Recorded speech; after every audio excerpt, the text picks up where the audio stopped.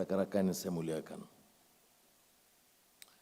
Saya anggap langkah dan ikhtiar PETRONAS menganjurkan Energy Asia sebagai satu langkah yang sangat diperlukan dalam masa kecemasan, keraguan setengah pihak dengan perkembangan tarif di Amerika Syarikat dan juga peperangan di Timur Tengah akibat serangan ganas Israel ke atas Iran.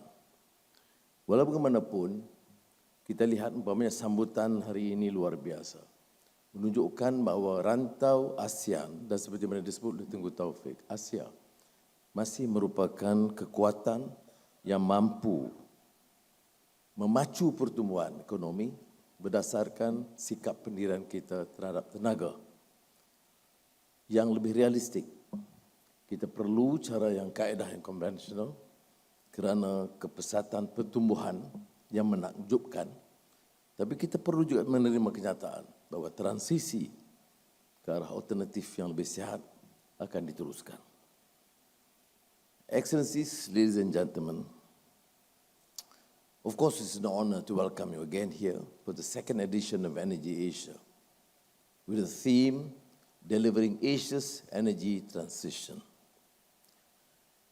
My privilege also is to address this distinguished gathering. The Secretary of OPEC is outstanding players in the industry, leading in the world, Total, ENI, of course, with PETRONAS as the pillar, and then again at the team, bringing formidable expertise, collectively bound by a shared responsibility to shape our future. At this and the earlier inaugural Energy Asia conference in 2023, I chose then to quote Rainer Maria Rilke, the Austrian poet and mystic, who wrote that we live our lives in widening circles that reach out across the world. Today, Alhamdulillah, I'm pleased to see that we are indeed moving steadily along that path, one where this conference has evolved into a meaningful platform to drive systemic change towards sustainability. What began as simple barter trade evolved into global supply chains, sophisticated financial instruments, ultimately culminating in the complex web of interdependence known as globalization. Here in Asia and here in Malaysia, we take a very serious view of those who claim that globalization is only the contribution or the experience after Western civilization. We have countries from Mecca to Medina to Malacca to China who actually participated and experienced globalization in real terms, more transparent, interconnected, and essentially treating trading partners as real partners. And there's no, to my mind, truth in suggesting there's a recent import from Western civilization. This is a separate note, which is not in the text, Daniel. That is why now, failing to accept these values and ethics, the interconnectedness is under strain. A rising tide of protectionism, narrow nationalism, signals a shift towards post-globalized world. Geopolitical tensions, retaliatory tariffs, and disrupted supply chains have fueled uncertainty, eroding the predictability, reliability, and stability that global trade and economic systems once offered. This fragility is perhaps most evident in the energy and climate domain. Rather than fostering collaboration, we are witnessing polarizing policy shifts driven by strategic competition, even as energy security remains out of reach for many. Here in Asia, we hold fast to the belief that diplomacy prevails over autocracy, that healthy competition can coexist with mutually beneficial outcomes. Our vision for ASEAN 2025 reflects this belief as we strive to strengthen centrality and cohesion within the region and with friendly nations. This remains imperative amidst rising protectionism and geopolitical shifts. In this regard, I am proud to share that at the recent 46th ASEAN Summit here in Kuala Lumpur, all 10 member states reaffirmed their commitment to inclusive progress and cooperation through the Kuala Lumpur Declaration of ASEAN 2045. In the same week, we also hosted the inaugural ASEAN GCC China Summit, a landmark event which has earned goodwill and trust from key regional blocs, further bolstering regional integration in today's complex multipolar world. Excellencies, ladies and gentlemen, energy demand in the Asia-Pacific surged in 2024, accounting for 50% of global consumption. And we are just starting to pick up pace. The region contributes 60% of global emissions. Yet, even as growth accelerates, our commitment to climate action remains resolute. In Southeast Asia, 8 out of 10 countries have set net zero targets.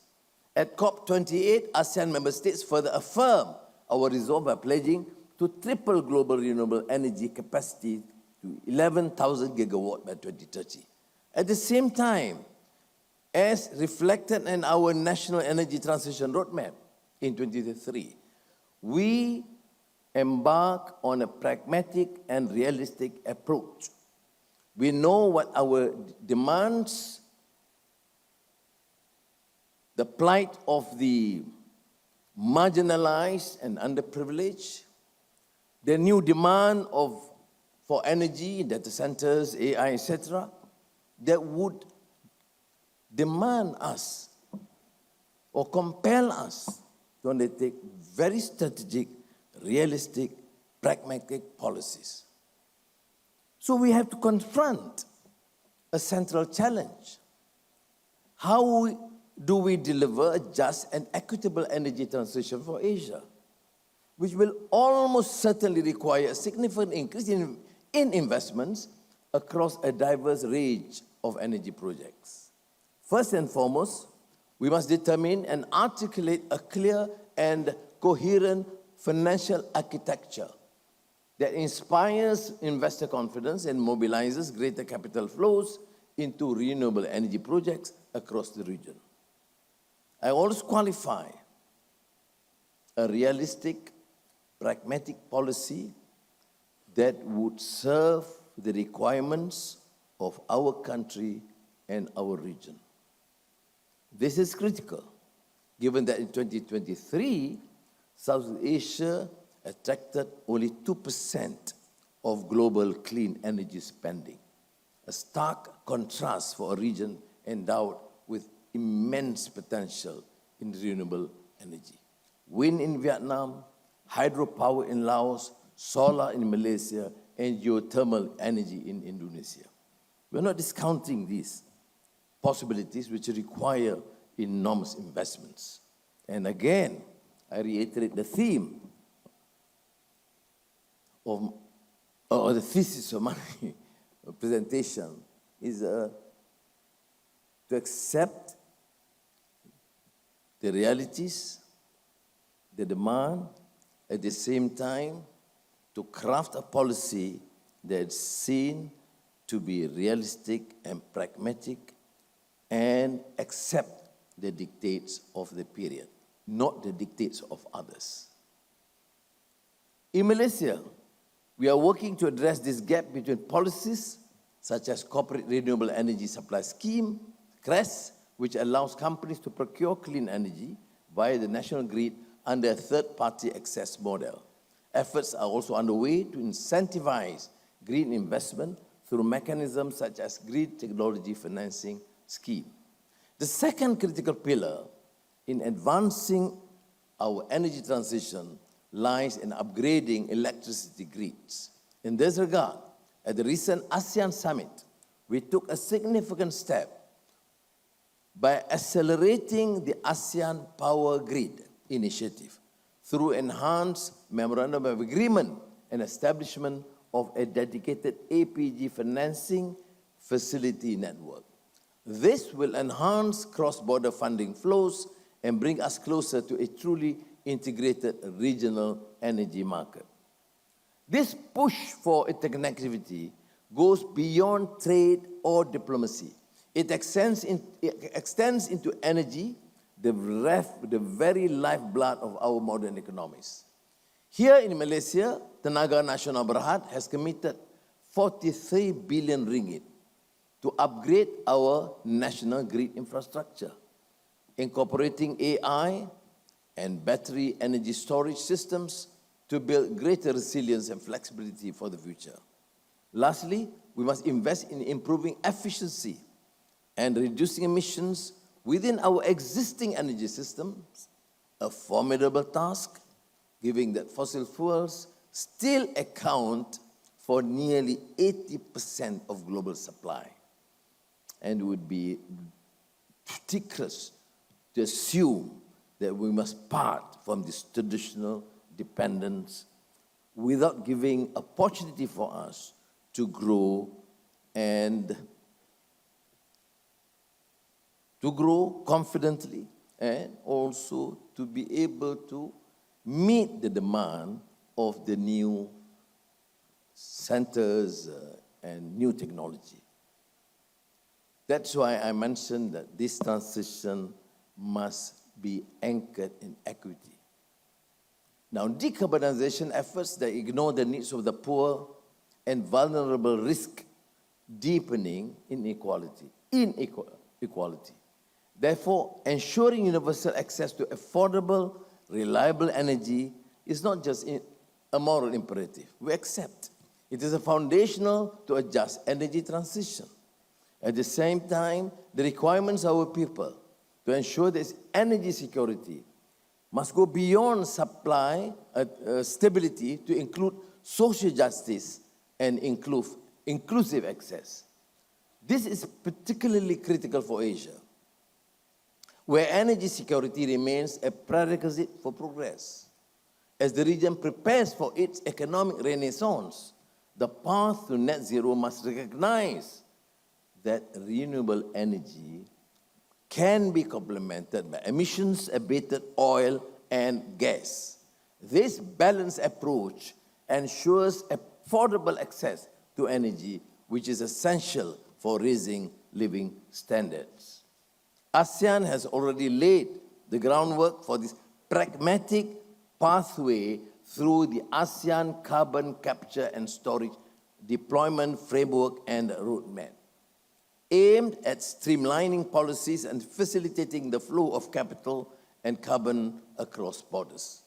Malaysia is doing its part. Earlier this year, we passed the Carbon Capture Utilization and Storage Bill 2025 to provide a regulatory foundation for this emerging sector. PETRONAS is leading the charge with plans to develop 3 CCS hubs in our offshore waters, serving not just the oil and gas sector, but also other hard-to-abate industries. In true collaborative spirit, Malaysia's CCS efforts involve more than 10 international partners from Japan, South Korea, France, and Italy, and global energy firms such as Total and Shell. PETRONAS is also working with INEOS, Mitsubishi, and Jackson Nippon to explore the transportation and storage of CO2 from Tokyo Bay Area to Malaysia. This positions CCS not only as a vital decarbonization tool, but also as a promising new revenue stream for the region. Excellencies, ladies and gentlemen, there is much yet that we must do. With your diverse expertise, I look forward to the practical solutions and pragmatic initiatives that will contribute towards delivering Asia's energy transition. Terima kasih. Wassalamualaikum warahmatullahi wabarakatuh.